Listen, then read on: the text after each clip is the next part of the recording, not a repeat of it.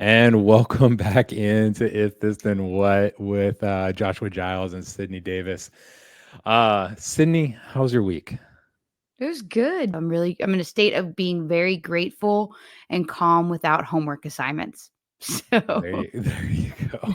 There you go. Just going to be different types of homework assignments. the So fun type. the fun type, you get paid for it and not just work for the sake of work. But so I wanted to real quick. I wanted to shout out to some people that gave me some feedback on the first episode. Zach, he said that we definitely need to just take community notes on what the intro video should do instead of us two doing it.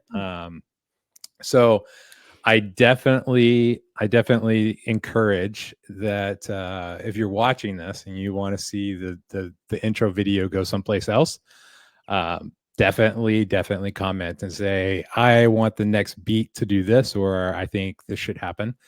And we'll see if it's appropriate. We will, or maybe if it's not appropriate, I don't know. Let's see if we can make it do it. Also, I had some people that took some guesses at what song that I sampled to make the video. Oh, fun. If you think that you know the song that I sampled, I definitely want you to comment to that song, because I may have made an outro that is like the perfect next step to the intro. And if you know what song it is, then I think you might know what the outro might be. But I'll leave that as a cliffhanger, as just like the next thing that we're going to do. So cool. I'm frustrated that I didn't even think about guessing what the song was. I think it's crazy, because I think somebody asked me pointedly, they were like, hey, is that? And I was like, no, not at all. Like, clearly it's not. But it was. So, Can we afford that? No. So I made enough fair use edits to it. It's not exactly a replication of it. Huh. It's some clipping and some reversing, but if you know the song and is a relatively new song, then you'll know. And then when you figure that out, there's like a very clear, like, if you were to make an outro, which part of that song would you make an outro with? I'm excited to post my outro, but I'm excited for it too. Cydney, congratulations. This is episode 2. We survived episode 1. We put it out into the world. The world did not like have bad side effects against us. I don't know if how many people has watched it. Well, I don't even know. I think did we hit our 7 mark? I think we're up to like 5 right now. Yeah. So but what I wanted to say was, there was a legitimate part of me that was scared to put this transcript into the fact checker, like ChatGPT, and say, hey, tell me if I got any like facts wrong. And like, I just want to put it out into the world that we're just here to get better. And like, we just have a growth mentality. And if we say something wrong, then we're going to correct ourselves, and it's just going to be okay. Yeah. Brene Brown has a quote where she says, I may not always get it right, but I'm always working on getting it right. Or it might be misquoted, but it's something along those lines. And that's just the way of living life, for sure. So if we get anything wrong, be easy on us. We will correct it. Did JD get a chance to watch it? No, it's funny. I haven't watched it either. I'm nervous. Cydney. Oh my There's God. since I don't watch any of our episodes. I don't know. We'll see if any of our listeners can get me to listen to it. I feel like that's probably healthy, because I may have watched it at least 3 or 4 times at this point. How'd I do? You did amazing. You did Great. amazing. And I did amazing. And we did amazing. And it was all sorts of amazing. Good. But I definitely, it gave me some things that I wanted to correct, or not correct, but I think it's important as we go through here and just say, put some definitions on some words, because I Mm. think we use terminology just like tossing it around, that somebody that hasn't begun messing in with AI or using AI just hasn't known yet. So I kind of put together, um, if you're following along on Substack, I'm kind of posting some thoughts as I'm part of, my knowledge gaining is synthesizing, kind of going deep dives into something and then trying to articulate it back out in a like meaningful way. And I'm using AI to do both sides, right? So I'm using AI to learn, and then I'm using AI to write at the end of it, but I'm using my own knowledge as I've learned to compose some of those that kind of knowledge factors back. So um like this week, I did a really deep dive into why companies might open source a software. Hmm. Have you ever wondered that, like why a company might open source something? To I could see it being helpful for to customize things within a company and how it needs to be utilized. Yeah, Um, I think the big thing here is it's really community building. So if you want somebody else to like work on your software and work on like figuring out bugs and like give something back to you, in kind of like a free way, you give them something free and then they give it back to you in a better version of it. mhm. But it's also kind of shifts revenue downstream. So the big use case that they had, do you know what Linux is? I don't. Linux is like free software that like half of the world is running on, that like nobody knows that Linux is the thing that's Hmm. operating it. But it was like created back in 1990 something by a guy who just like put out, it's basically Windows, and he's like, here's the kernel. And for the last 20 plus years, people have just been adding and adding and adding and adding. And there's a company that called Red Hat that like went out and they did, consulting based on Linux. So somebody wanted to use Linux as part of their like, they had a specific software, something that they wanted to do. They would base it on Linux, and then if they needed to modify it, they would go to this consulting company, Red Hat, and they would do all sorts of like manipulation of this free software that was out there. Hmm. And it basically just shifted the revenue downstream to be able to do it. Because my original was like, why are all these companies open sourcing their models, right? Like, why is Facebook, Meta, like open sourcing their Llama model so that you're on Facebook and on Instagram and you can ask an AI just like what you would ask ChatGPT, and it's free. It doesn't have the best like UX that like Mhm. ChatGPT does, where it's got like a nice window and everything. Um, but essentially, what Facebook is doing with their foundation model is, hey, me and Sid can use this thing for free.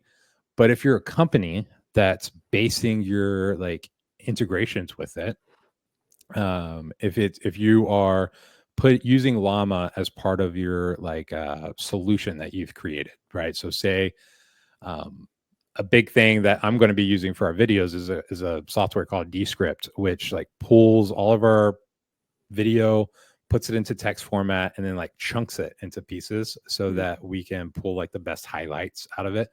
And it's done great. If you were using Llama to do that, because it's free to test, it's free to use, and I could kind of use it kind of one-offs as I'm like fine tuning it, like I'm getting it better, like I'm like adjusting my prompt to interact with it better. Um, when I go to scale that to like enterprise level, whenever I say, all right, I'm done building, I'm now going to put this out into the world, the API, so the connection to that from like an enterprise level, that's what they're Mhm. charging. So last week, whenever I was talking, or when I've watched the videos 3 or 4 times of You've watched us our talk. things, when I watched us talk or listened to us talk, we were talking about how Google had open sourced their physics model. And I was like, why would, because this thing, like, it costs Facebook like a estimated like $100 million to create this foundation model. Why would you open source it? And I couldn't understand it. But there's always a play to monetize at some point. And so Google is putting out into the world their Python code for physics.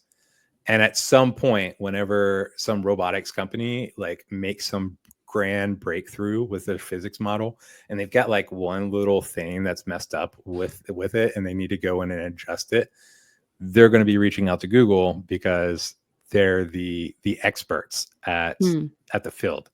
At the same time, any robotics company that's going through and like working with that Python code and they're finding errors, they're sending it back to Google and being like, hey, you need to update your repository to account for X, Y, and Z. And so it's this like super community-based way of improving your tech and getting feedback in a way like downstream revenue.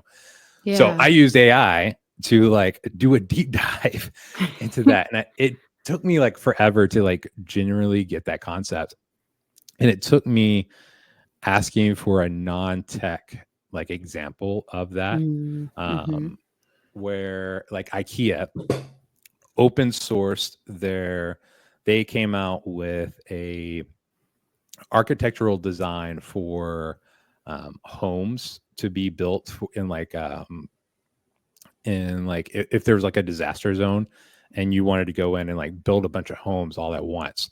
Well, they gave blueprints for like with all of their like proprietary designs to just like puzzle piece like IKEA does.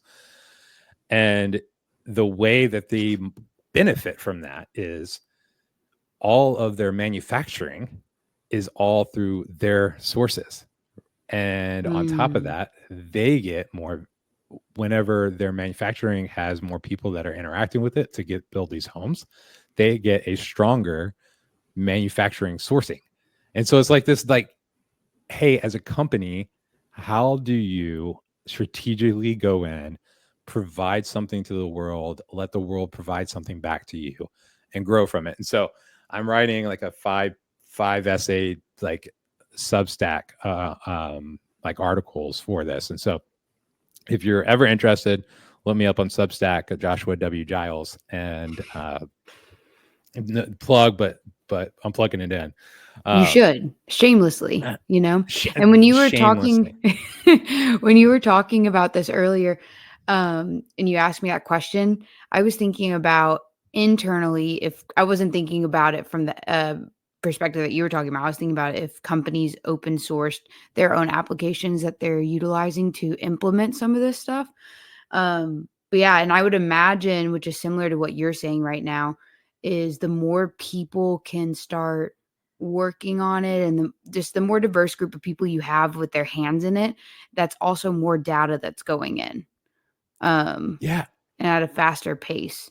So I just think, and more dynamic, and I don't know if you just think about all the different things that you can come up with and making it a more dynamic use, which will progress it that much further.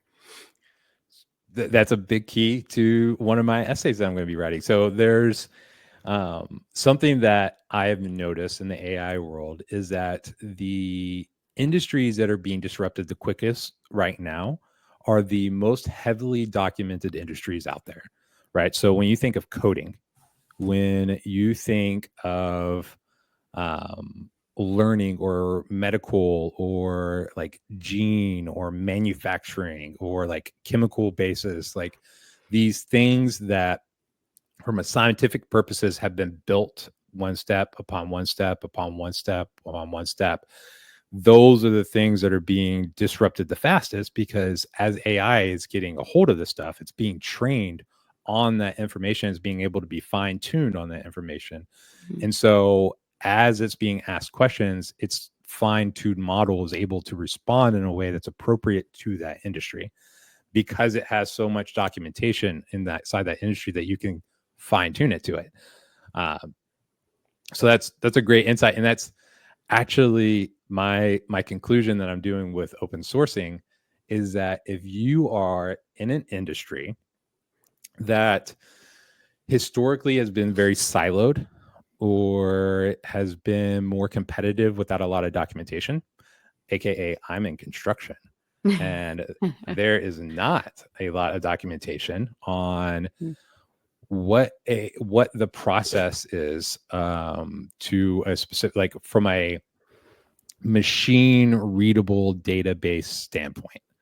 Um, I would say the fastest way to get AI to start working in your industry is to start to open source what is called an ontology, where it basically is a machine readable version of a of what your industry is, right? So an ontology, think of one car has one owner, right? And when you say car, the computer knows that a owner probably owns this car. Like, that's probably not the best description, but it's how do you relate things to one another. And if you have an industry that has hyper specific ways of relating to one another, that's the thing that you need to figure out how to train these AI models to be able to pull information out the best and most efficient way possible. Hmm. It's so interesting because I think when we talk about communicating this to the larger masses, a lot of people get scared of this because they think AI has a life of its own, right? And Mhm. we don't, it's going to be big. We don't know what it's going to do, but it's so interesting that there's a little bit of hand holding where we do have to train AI. And so, um, if anything, that just makes me think of how much more inviting and inclusive it can be than what people think it is today. Yeah, I think what is, to me, there is something so human in using AI. Mhm. Like, for me, like, it is a very human experience, as I like, especially whenever I'm a very auditory person. And so anytime I have a big response back, I will always ask questions that are a little bit more open-ended, where it has to kind of answer itself, like in a Mm, long-winded mhm, way. And I'll always push the read aloud on ChatGPT, and then I'll like close my phone, because I'm typically interacting with ChatGPT on my phone unless I'm at work. mhm, And I'll close my phone and I'll just listen to it like a podcast, and it's like giving me information.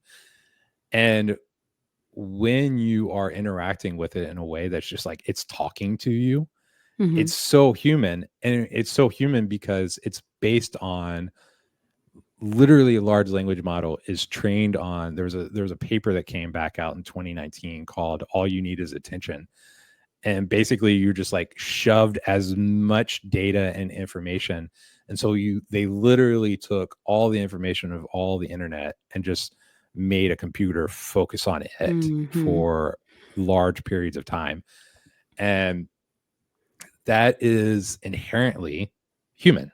Like, like the outcome is inherently human. So as we think about hallucinations, and like what you were saying, like on last episode, you can't just like you can't trust everything you read on the internet, because it's mhm. literally trained on all the things in the internet.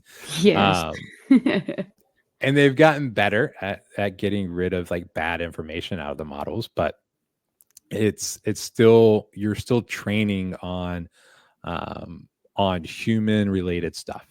So Mhm.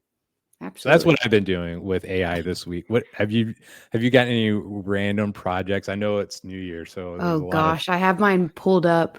So for our podcast, I wanted to really Oh, push myself to utilize it. So I utilize it in so many different ways. I have a couple of things that I'm focusing on right now in life. And so for instance, one of the things I've started doing is uploading all the information I'm consuming right now. Even if it was stuff I was consuming in my MBA program, so a book I was reading, I would add the book to the list of books I'm reading. So all the books I'm reading, all the podcasts I'm listening to, if there's a YouTube video that I like, I upload it.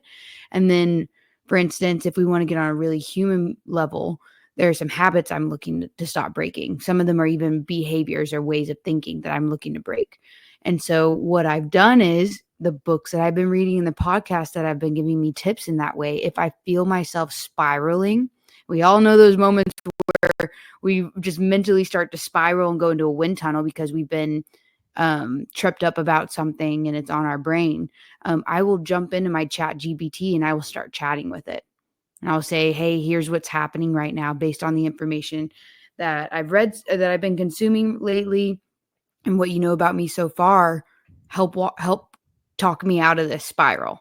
And what's so interesting is when it gives me the human stuff too. Like, it will give me the advice, but it goes, tough day. I know how much that can affect you, you know? And so doing that, but I've even been utilizing it in, for instance, I want to start learning more about the world economy and politics and how it all works together. Just some fun conversations that my husband and I have that I found an area that I have interest in diving deeper into. And so I had it build me out. I'm breaking up my life into 12-week years. And so I had it build out for this first Q1, a curriculum for me of what to study for. I just told it I wanted to understand how the world economy works, how everything works and affects one another, including in politics. And it built it out for me. And I started it today while I was walking on the treadmill. So Nice. What? So cool pieces. Beware, because you will get silo. You will start to learn about things where this last summer I was very positive that I wanted to become a lawyer. Really? Because I speaking Okay. about like learning things, Yeah. when you said politics, right? So all the political stuff that was happening with people in court cases, and Mhm. I just like got all the court documents that got, like, anytime somebody submitted a court document in one of the Trump cases, I just like put it into ChatGPT and was like, what does this mean? And like, what is there was like there are multiple documents, and it was like, there'd be references. And when we talk about industries that are super well documented, literally laws just based off of precedents. And so whenever somebody has references in their court case, their court document, and they reference something back to a previous precedent, you can go and check that precedent and you can see whether or not it was BS that they put that precedent inside their like filing document, or if it's just like it's actually working towards their case. And I was like, I was getting way down into the weeds of like Supreme Court law. Like, it was like I bought a book called Law School for Everyone. It's like a 30-page or 30-hour audio book. I'm like 15 hours into it, and it started getting into like torts law, and I was just like, okay, we're shutting it down. I was really excited about Supreme Court law and like, but I civil still can't law. believe you thought about becoming not that I don't believe you can be anything that you put your mind to, but what a curveball. Oh man, one of my favorite podcasters, and just I mean, I can't believe I call him a podcaster. So he's a like a serial entrepreneur and billionaire. Like his name is Tom Bilyeu. He runs Impact Theory, which is a podcast right now. He says that there's only one belief that matters, and it's the belief that if you spend time in something, you will get better. And I am like a fundamental believer of like, the more I spend time with it, which is the emphasis of this podcast, is the more I can spend time thinking about AI, because I want my job to become AI professionally. I think it's the future of how everybody's going to work. The more times I could spend talking about it, the better I'm going to get about it. And I will say, the last week or last couple of weeks preparing for these episodes, it's completely changed how I view like every information that's coming back in, because I have to learn this in a way that I'm going to be able to explain it. And so when I'm learning something, when I'm like diving into some of the words that we're going to talk about, so about the pop-ups and definitions here in 2 seconds, but as I'm learning about something, I'm like, I've got to explain this on a podcast live, and like I'm probably going to say something wrong, and I'm going to have to fact check myself and be like, so that belief of spend time in it, you're going to get better. Big strong advocate of that. So I believe okay, that for sure. why don't we jump into some definitions? And so Okay. I have written some definitions, some core definitions. And you've not seen the definitions. I think you've seen the words, but you've not seen the how me / ChatGPT has defined it. And as we go through things on here, at some point we're going to develop some community page that will house some of the documentations that whenever you're listening back to this, you will be able to find some of this stuff. For now, I've posted these definitions onto my Substack.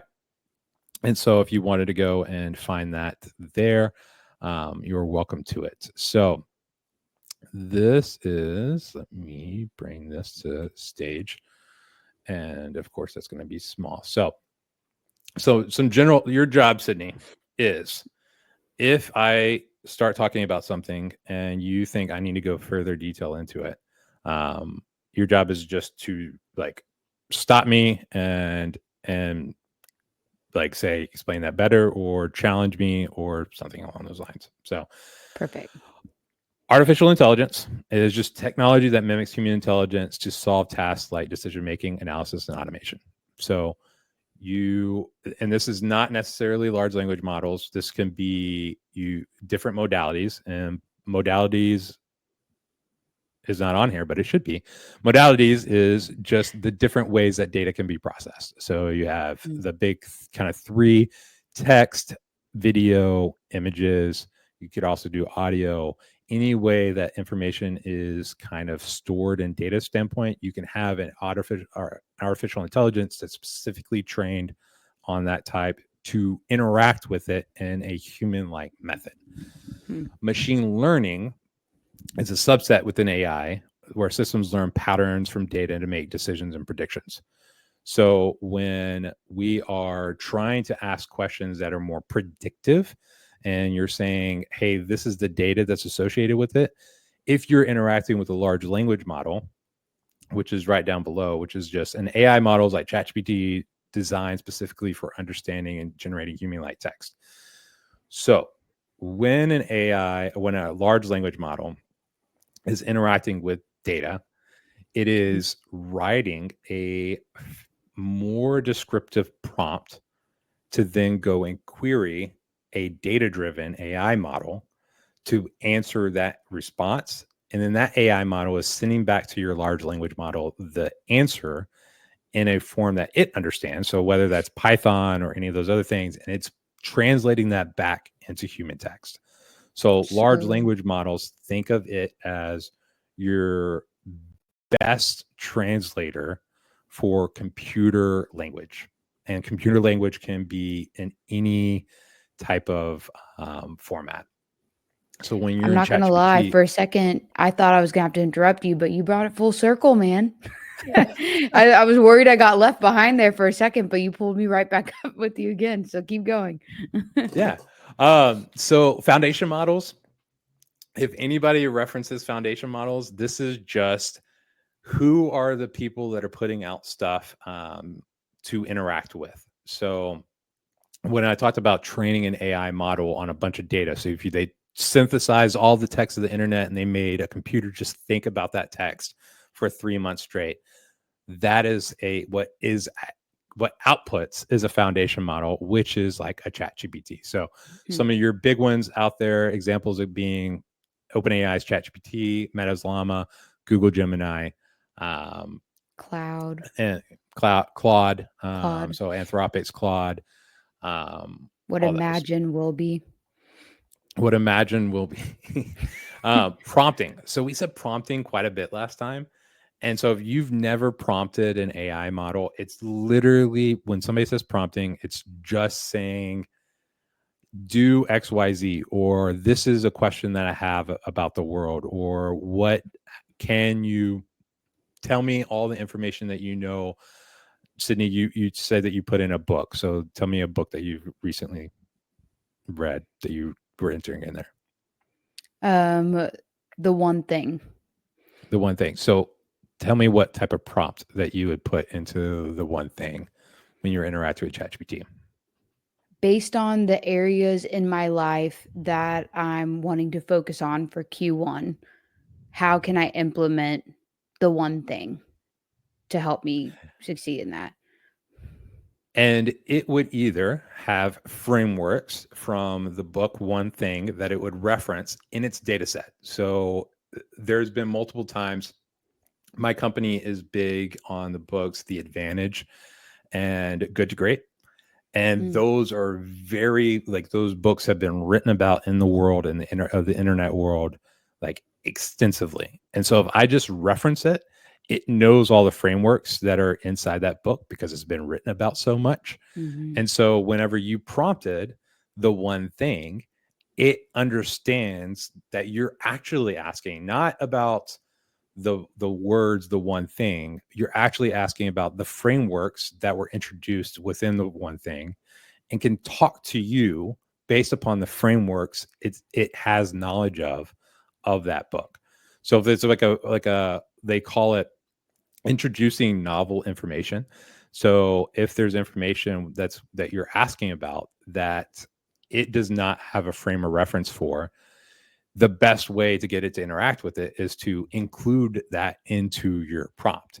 And so if you were writing a book and you had a novel framework that you were trying to introduce, and you named it The One Thing, and it always considered The One Thing just as the words The One Thing, versus the framework actually means these 10 things that goes into The One Thing. That's how it's going to interact with. Does that make sense? Yeah, makes complete sense. It's also there have been some newer books that like just got released maybe last month, and it doesn't have a lot of information on that. So that would explain why that is. Yeah. And what would, so a prompting technique that I would advise you to try and use is, now all these models have the ability to search the internet. And so if you prompted your very first prompt and said, go research all frameworks that you can find on XYZ book, and it responds back with its 20 bullet point pieces, now you can interact with what is considered your context window. So down here in the middle where it says AI usage in business, that is you front loading a context window so that you can now interact with it in the framework that it can now that it knows that you are wanting to talk about. So you can kind of like shortcut its ability to understand what you're talking about by making it draw that information up out of either its knowledge base that it has internally, or by you telling it to go research a topic and then you talking to it about its topic. So when I was asking about some of the court case documentations, I would say, give me all your information that you know about Amendment 14, like the 14th Amendment. And it would give me like, this is what you're searching. I know I'm weird. I don't know what normal is anymore, but I didn't know this was a Josh thing. So it would give me all the context that it knows about the 14th Amendment. And now when I'm interacting with the court cases that I'm like uploading into it, because it can handle 500 pages inside its context window, like I can now say, I'm specifically talking to you about all your knowledge about the 14th Amendment because I brought that up at the very beginning of my context window. So that's how that's what I was talking about with preventing hallucinations, is because when you are at the enterprise level and you're putting in kind of a topic that you want to search that's interacting with your data, it is answering it with all the knowledge that you have in its mind. So a hallucination, my definition for it, is when an AI confidently provides incorrect or fabricated information. When I ask you, what is the temperature outside? You know that I am sitting in Houston and I'm asking about like outside my window. Or I'm asking you, what is the temperature outside? And you know that where you're sitting is in Houston, and I'm asking you about the weather outside. A correct answer could be if you were able to have all the weather sensors in the entire world average out, and I said, what is the temperature outside? And it gave an average temperature of every weather sensor that is out there. That is technically a right answer, but it would technically be a hallucination because it would very confidently say it is 40 degrees outside. And that's really the average temperature of the world because it doesn't understand the context of where you are at or why you're asking that question. So as you prompt and put in the context of the word, like the questions that you're asking, you have to make sure that you are putting in the most context to make sure that you are narrowing its window of how it's interacting with you. Does that make sense? Yeah, it makes sense. Especially as you like you can rely on it to pull from the internet, which is fine. I feel like because the lens I'm constantly trying to look through is how can we help people better understand what's going on, Mm-hmm. or at least get to a point where they feel comfortable with what they understand of what's going on so that they can work with it. Right. And so one of the things that I'm thinking about is just when I used to do a research paper, right? Mm-hmm. You initially go on Google and you do a more generic search. You see what all's out there, right? Mm-hmm. And then as you hone in on articles, you'll see, okay, which articles are fact and which of them are opinion, are people giving me their opinion, which is fine too. It's just perspective giving. But then you dive into references or resources that you can trust more and more, where you might give all your buy-in to this is going to be my source from the research that I'm doing. So it's kind of the same thing with AI. You can ask a general question. You may need to get more specific about the information by honing in on a reference point. And then again, it's almost like another brain, in my opinion, too. Yeah. And I think that's a great jumping off point. I think so. Some clarifying some things from last episode. You Mhm. had asked me what was embedding, vectorizing, a RAG. I'm embarrassed that I did not know the answer, what that made up. It is a semantic model, and semantic just means how related everything is to one another. And Mhm. embedding, vectorizing, and RAG is just techniques to tell the system how related information is. And so when you prompt it, it's pulling all the data into that's referencing. But when you talk about kind of references, that is a big use case of like how to prevent hallucinations is when you tell it every time you respond, I want you to give me a credible reference. And so I got down here in the custom instructions. So ChatGPT and every single model that I found, like proprietary model that I've seen out there, you can kind of customize it to how you want it to respond. And something that I did like a year and a half ago was I put into here right here in the beginning, custom instructions. How would you like ChatGPT to respond? It's literally an open field. My custom responses is always add a confidence level of your answer. When your answer includes facts, always provide a valid URL with the source to your answer. And when you tell it to reference something at the or a grade itself, I've gotten so used to at the end of every single one of its responses, it gives me like a 9 out of 10 or a medium a medium knowledge base or a high, like this is just factual, and it's giving me a reference of like the Smithsonian, and I'm like, okay, you're good, your reference is solid. But so if you were JD, you were like, I want models to completely never hallucinate whatsoever, you would go through and you would ask it to do each one of these with every single one of its responses.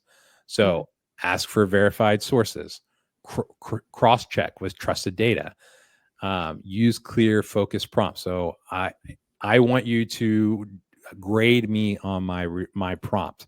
If I have a bad prompt that is like has a little bit of grayness into it, I want you to ask me clarifying questions so that you don't assume what I'm asking, and I want you to actually give me the chance to write a better prompt.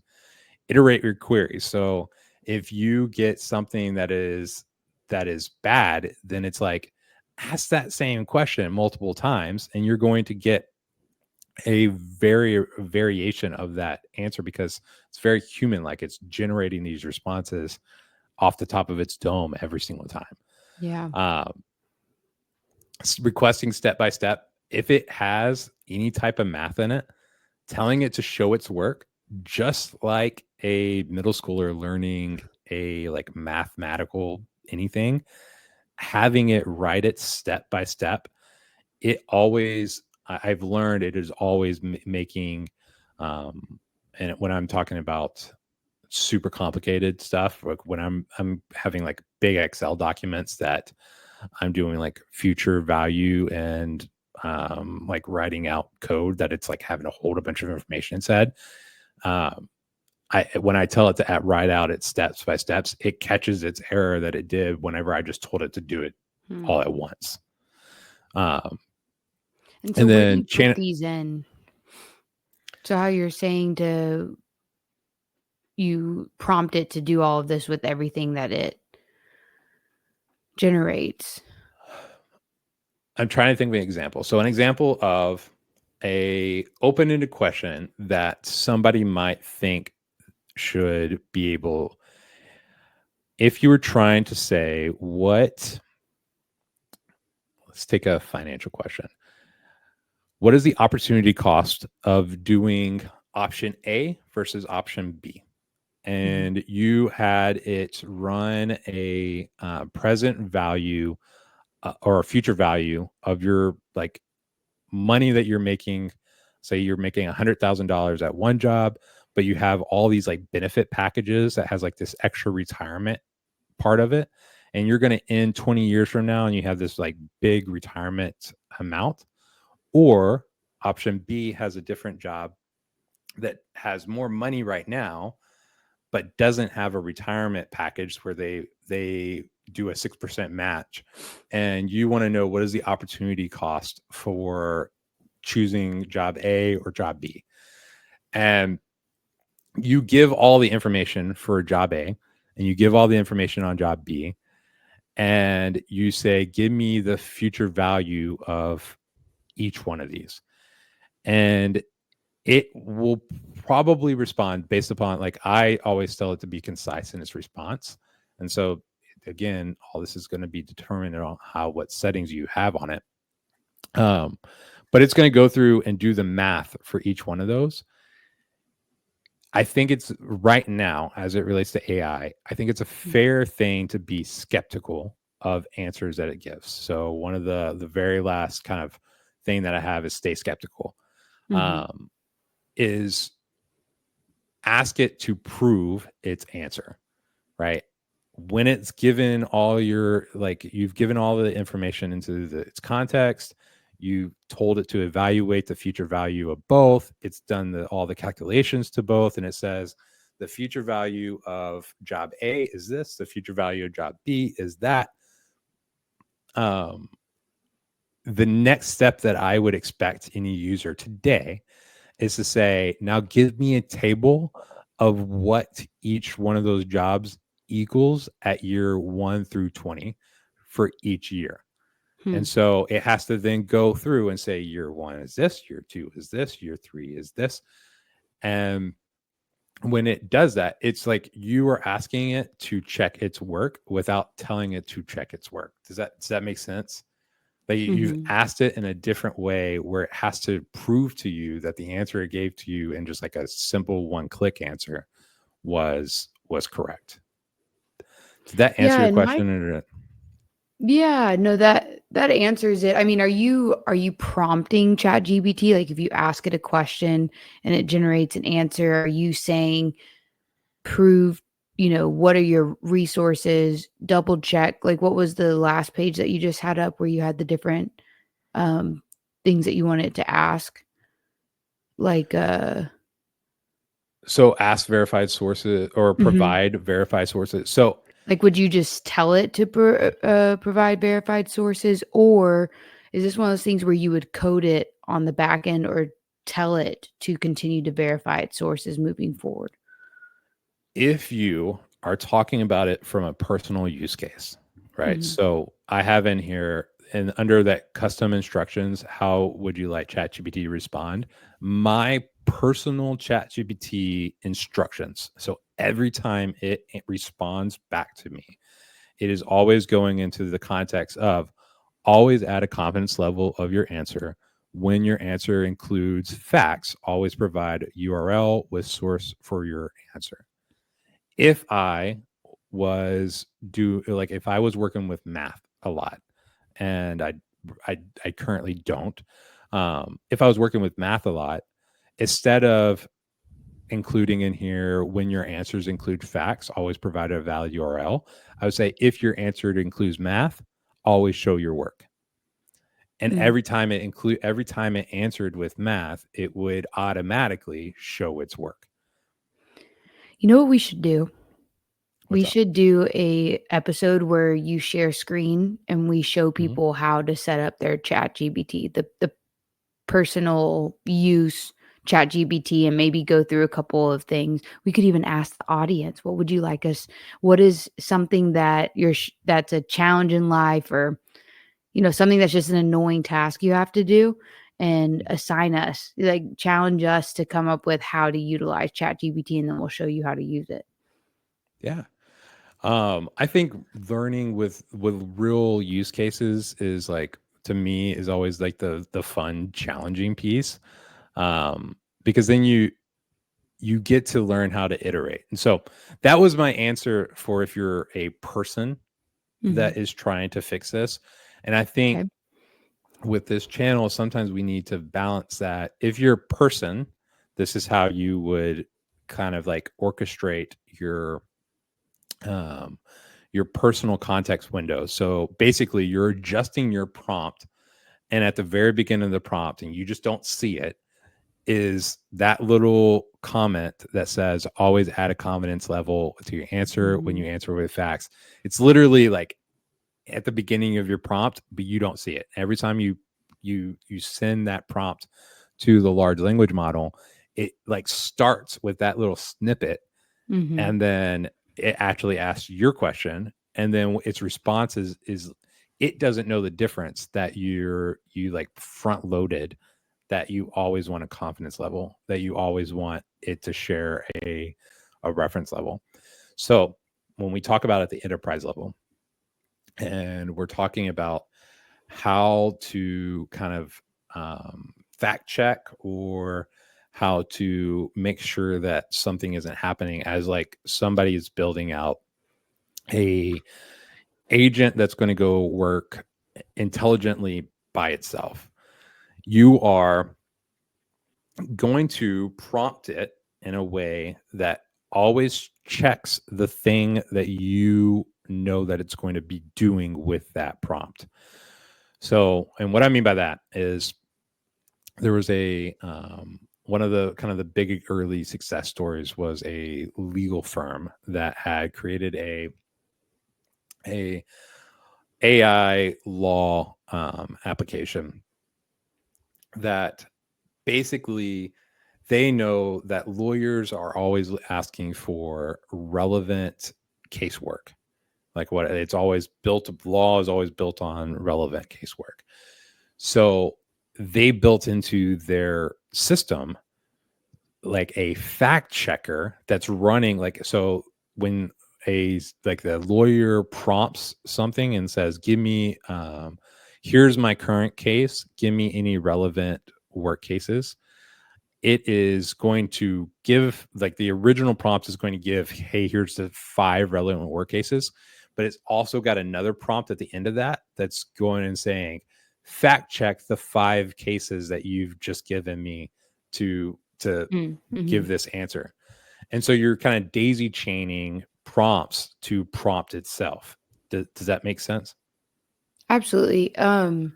What's making me think of even is how companies internally can create their own AI platform with the data that they have currently, and even the tone of voice, and how they speak as a company.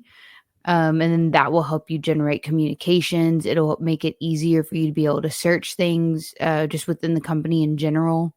Even the most random questions. Let's say you got an email from a client asking if, let's say you're a construction company and you got an email from a client asking to get more equipment from the yard in your world.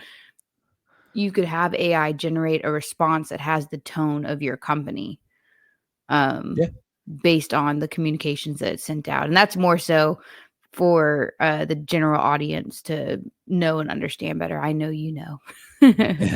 Yeah, I think when so that specific use case, if you were trying to respond, the first thing you would have to know is that if it was a person that was asking a question internally about is something available at the yard, that means that it's a internal customer that is just asking a factual question. You can take all the customer service guardrails that like all these like forward facing people are building into their systems to make sure that like there's guardrails on the responses. So especially with internal things, you can really unlock a lot of the power of AI because you can like make it just respond with the answer versus or like only answer with the information that that person's asking for. So if it's asking for a data related information, it's just going to go and get it and bring it back and here's your answer. Versus there's a lot of like these forward facing. So last time you talked about how Taco Bell was creating like an ordering window, which by the way, there's a Taco Bell that is next to my house apparently that my wife has ordered from, that is ChatGPT prompt, like it like when you're ordering something, it is ordering from a AI system and you're paying a Really? person. Yeah, so I'm hoping to get like a recording of it and I'll just like order I haven't ordered from Taco Bell in forever. What do you order from Taco Bell? What's your Taco Bell Oh order? man, the Chalupa Supreme. Yeah, I'm gonna go order a Yeah. Chalupa Supreme for Oh, Taco Bell. it's so good.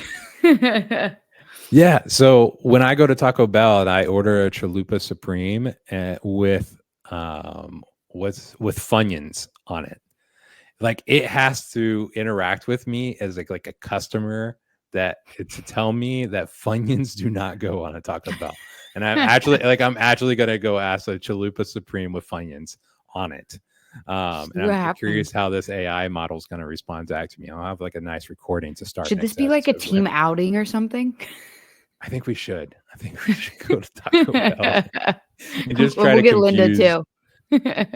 confuse it and like jailbreak the Taco Bell AI model. But absolutely. So, man, I feel like I've talked way too much on this episode, Cydney. Please No, stop I me. think this is good. I will. And we're gonna learn more and more about this as we go on, because you got to know that I'm like, man, am I not talking enough? So let's just be clear. We're learning our voices on this show. I Yeah. want it to continue to feel more and more like just a random conversation that you and I are having. Um, and so, no, I don't think you talk too much. You're explaining things that you understand well. And we just need to make sure that we communicate it back to the audience. And I think you did a really good job. Oh, thank you. I think AI's trained you well. Oh gosh, it sometimes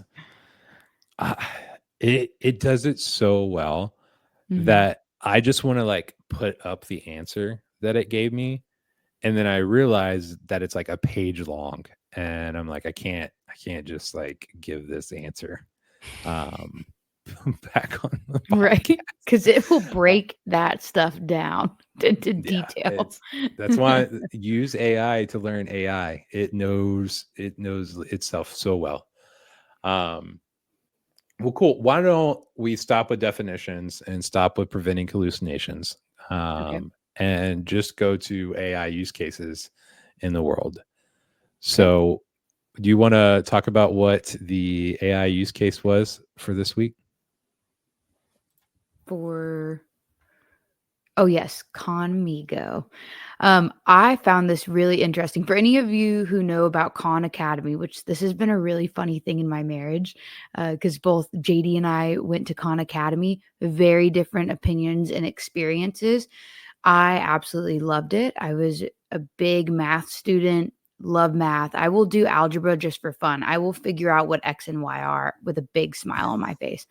And that's what I did a lot at Khan Academy. JD, on the other hand, his parents put him in Khan Academy and he hated it and rebelled by not doing the work and wasting everybody's time and money. And he finds so much joy in that. But he's one of the most intelligent people I know. So it was really funny whenever I saw that this was based on Khan Academy. So I um, so am I I don't going through the know. slideshow? No, I didn't know what I'm just putting up the Khan Academy just to Uh-huh. let people know that we're referencing specifically the 60 minutes, like 13-minute. If you go to YouTube and just type in 60 minutes AI, this is the very first video that pops up. 3 weeks ago, they did a 13-minute like interview with Mhm. the CEO of Khan Academy, the guy that started it, and did a deep dive with some like students and teachers into their classes and how they were using it. But I am not a Khan Academy guy. I didn't Mhm. even really know that Khan Academy was a thing when we were Oh. going in high school. Mhm. So tell me about your history with Khan Academy. I didn't know it was like you could put Oh your no, kid this is one of into those Khan things. Academy. This is one of those things where we're not gonna be able to edit it out. Everyone's just gonna see my humanity here. I was talking about Kumon. So this whole time I've had Khan Academy that we've been doing this research, and I'm just now realizing it's two different things that start with a K. So when I was talking about all the classroom stuff, I was talking about Kumon, but both are tutoring, okay? Okay. And you have those kids that take advantage of tutoring and those kids that don't. And what I found, so curveball, was not talking about the right thing. But back to Khan Academy, what I really found interesting in the video, guys, it's a really short video. It's not 60 minutes long. But they of course show you how they're building it out, the process of breaking it down, all of that. But what I found was really interesting is how the kids were interacting with it and how it doesn't directly give an answer. So ChatGPT, whether it's right or wrong, its goal is to answer our questions, right? Khan Academy doesn't do that, or Khanmigo doesn't do that. So you ask the question and it tries to get you to think more. What I think it was interesting that they were trying to balance is what is the role that what role are teachers going to play in the future when this is the future of learning? Because literally they're doing science projects in the video, and the kids are just interacting with it as if it's their teacher and asking questions, and it's guiding them through the assignment. And the concern from the teachers were what role will they play in the future, but it's the human role that they'll play. And so I don't know if you wanted to talk through that a little bit of what aspect of Conmigo you want to talk about, but I Oh found man. it So the future interesting. before I want to rewind like a year ago. I was having a conversation with my friend Daniel, and it was my kind of like first real like learning how to do things with ChatGPT, and I was realizing that it was learning how I learned. So it was speaking back to me like more my type of language. It was creating shortcuts. So when I first started interacting with it, and I was talking to it about Power BI, and like I told it that I was new using Power BI, and I didn't know how to do X, Y, and Z, and so it was going step by step by step by step. And then fast forward a month later, and I would be asking it questions, and there was like a part of me that realized that it had stopped telling me information that it had already interacted with me on. Hmm. And so what was kind of the light bulb moment for me was that we all learn in different areas at different speeds. So if I'm a third grader and I'm reading at a ninth grade reading level, but my math is at a first grade reading or first grade math level, and I'm using like these like super far apart things, I would expect the future of AI learning to start to teach me using my strength in reading to help me understand my weakness in math. So it would Hmm. start to give me um, more and more detailed information in story form to teach me math, and like teach me in a way that I actually learn versus a way that like how current classes are set up as like rope teaching, right? Like you just do this math problem over and over again, or you are asking questions to like a person that's on the chalkboard, like doing the thing. Um, as you're trying to learning it, it knows the context in which you have been interacting with it in the past. And so it knows how much you've progressed in different areas. And Hmm. so when you're a fifth grader that's trying to interact with it, like you're trying to learn physics, well, there's a lot of math in physics. And if it knows that your math level is still at a fifth grade level, it needs to be more abstract in the way that it talks about physics. And so when we start talking about black holes and like what random thing that you're trying to ask about physics, it knows that it can't be speaking to you at a math basis because it knows that your math level is at fifth grade. Hmm. And so you just have this, our kids are going to have, my kid is going to have the ability to have a tutor their entire life that fully understands the level in which they understand. Isn't that wild? And that is insane to me. It's like to one of the ways that I learn best, which is one of the reasons why I wanted to do our podcast, is talking things out loud with people. I can consume information all day, but if I don't talk it out, it doesn't get solidified in my brain as newfound knowledge of mine. And so Mhm. to have a tutor, I mean, so when I was listening to the Khanmigo video, I didn't, I listened to it all the way through. I just let it go to the next video because I was interested to see what it would show.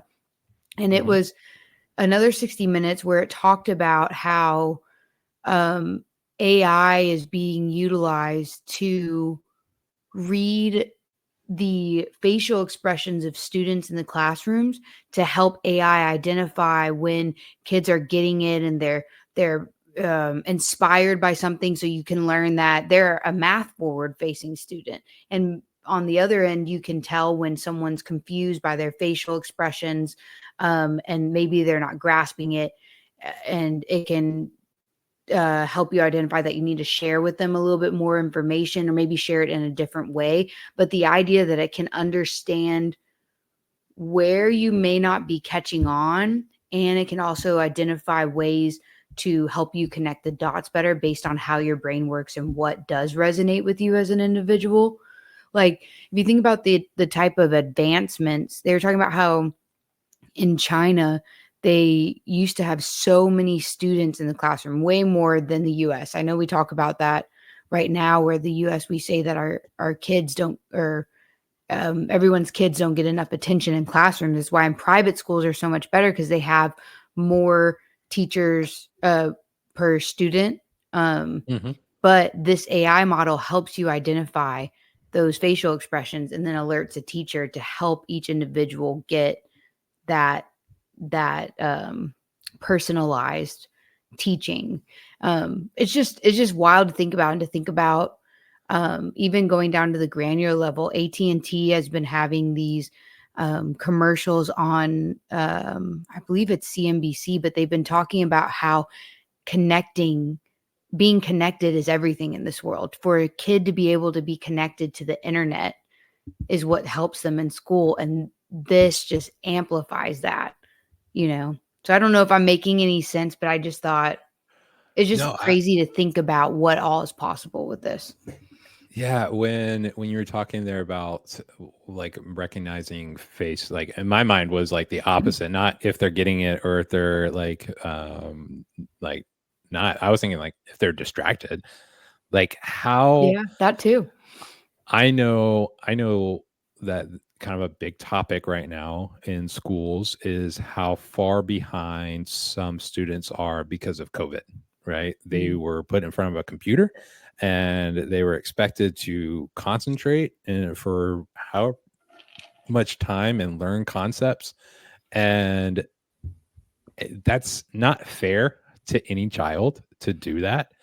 But what would have been more fair is that there was some type of computer learning model that recognized when a child was getting sidetracked in a Mhm. lesson plan, and it was able to pause the lesson plan like automatically and interact with that child in a way that like helped it get back on track and ask them a very individualized question, and like and get to where they need to go.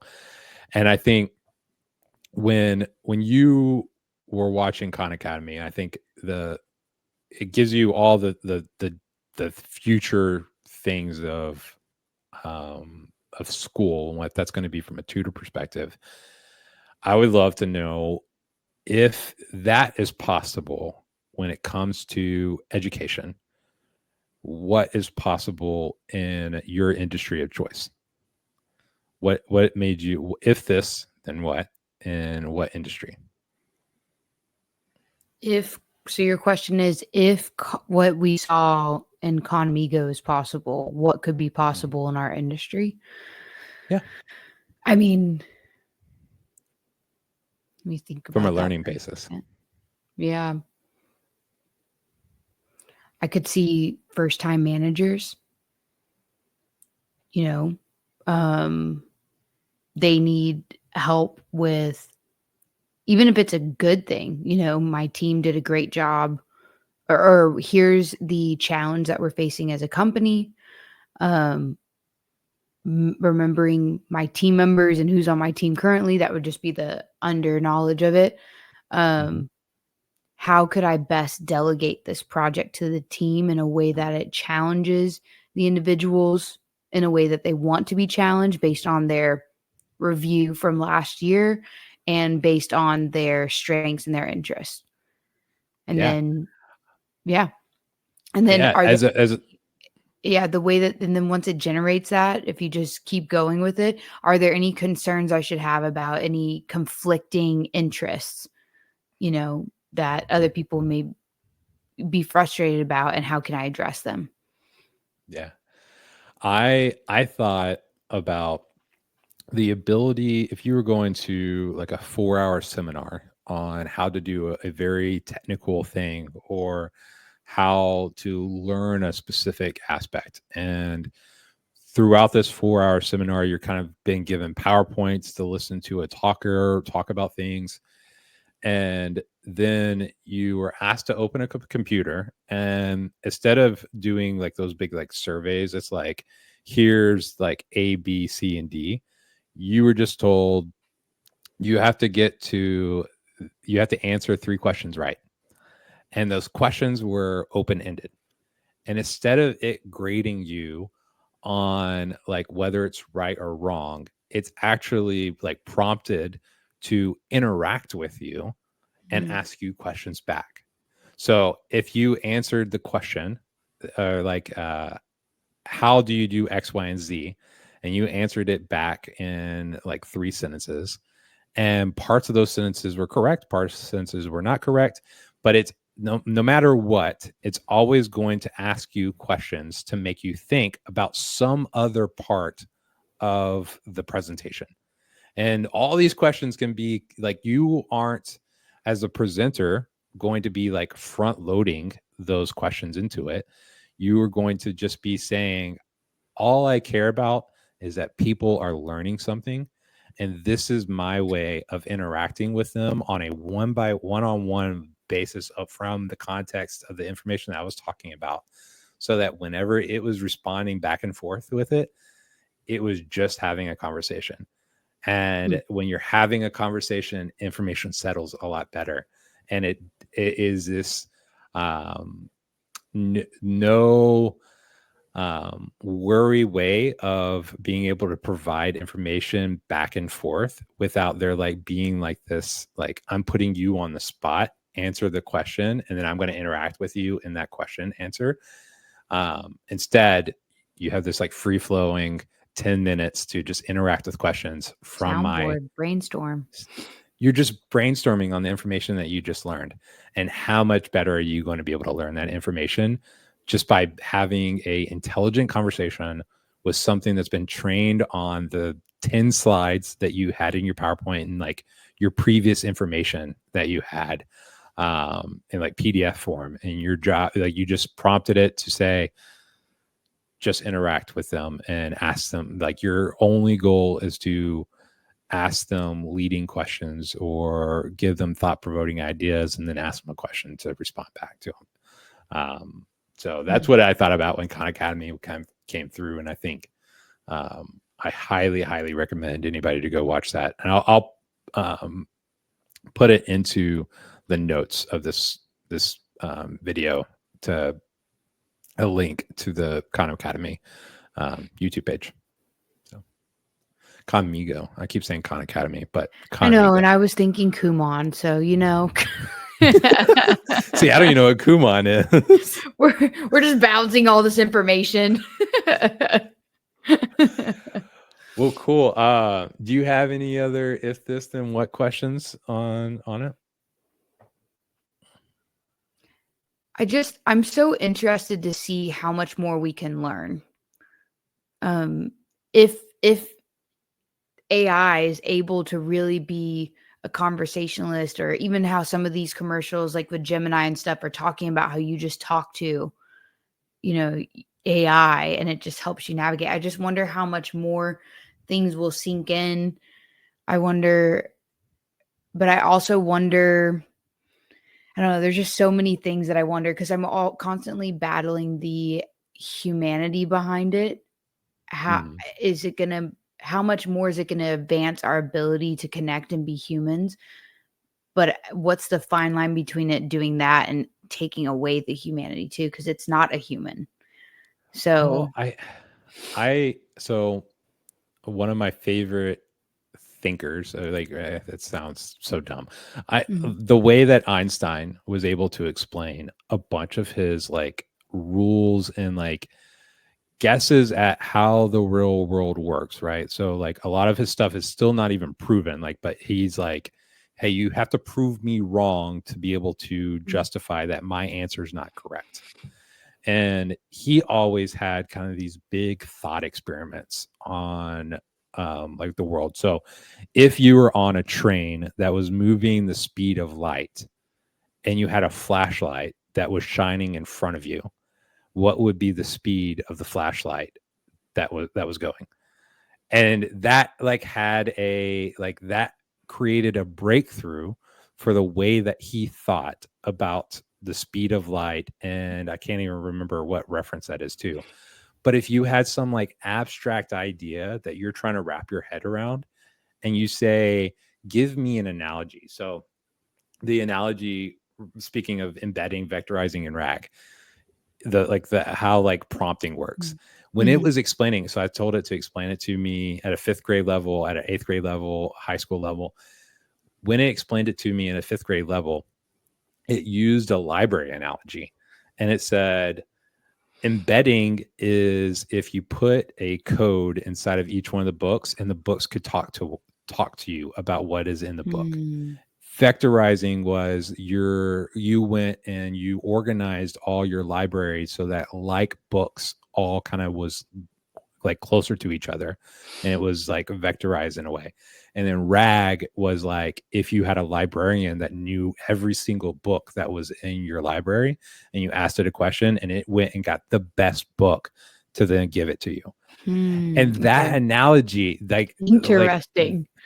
That has given me like a really fundamental understanding of what it is. And so when I've asked it to like then give me like tell me those theories at a PhD researcher level, I now have a basis, an analogy that I can like, I didn't understand what you just told me. So tell me at a PhD level how this references the library analogy that you made whenever I was a 5th grader in my like previous conversations with you. And so when you talk about breakthroughs, like that's what I'm saying. Like if you're like an expert in your field, just go have conversations abstractly with ChatGPT, because you're going to ask some stupid question and it's going to give you like a real response, and you're going to advance your knowledge so fast. I love it. I mean, I think like I said in our first episode, I think there's a lot more benefit from it, and there are things to be concerned about, but if we utilize it, and it's like anything, the good people utilize it, they'll utilize it for good things, and if the bad people utilize it, they'll utilize it for bad things. I know that gets a lot of people hung up right now, but also the simplicity of utilizing it is important too, which is I'm hoping we're alluding to and showing people more and more as we talk. Absolutely. Well, on that, I think we're good for the day's episode. What do you say? I think we're good too. All right, guys. We'll see you next week. Second episode done.